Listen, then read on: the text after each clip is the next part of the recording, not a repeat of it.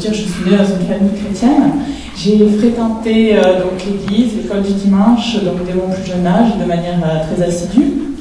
Et malgré mon jeune cœur, j'aimais beaucoup ce que j'entendais, j'aimais les histoires de la Bible, et j'aimais entendre parler de Jésus.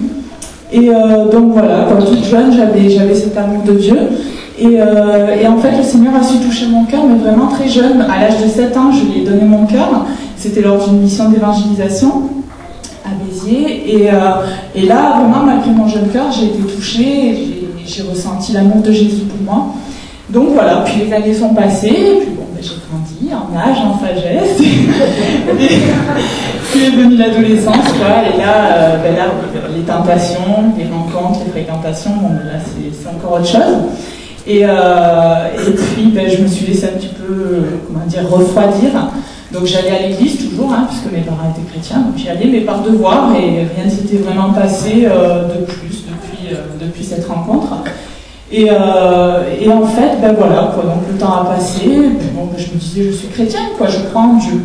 Donc ça suffit, et j'estimais ne pas être plus mauvaise qu'une autre.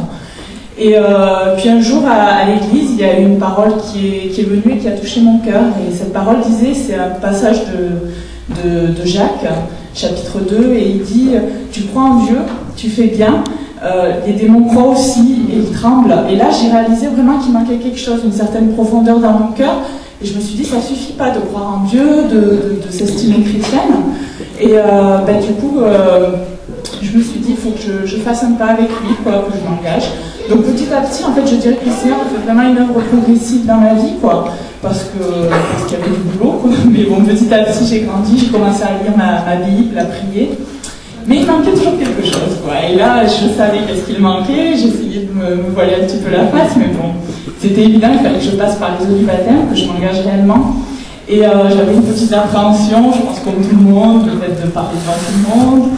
Et puis un jour, pareil, à l'église, don spirituel, une dame de Montpellier que je connaissais bien, et là, c'était pour moi, quoi. Il fallait que je fasse ce pas, que je passe par les eaux du baptême, et que je chasse toute cette crainte que j'avais. Et je l'ai fait, quoi. Donc j'attendais le service de baptême impatiemment, parce que je savais que voilà, c'était ce que le Seigneur voulait. Et je suis passée, donc, j'ai fait cette démarche, quoi, et ça va faire 10 ans au mois de mars maintenant. Et voilà, quoi, je ne regrette pas.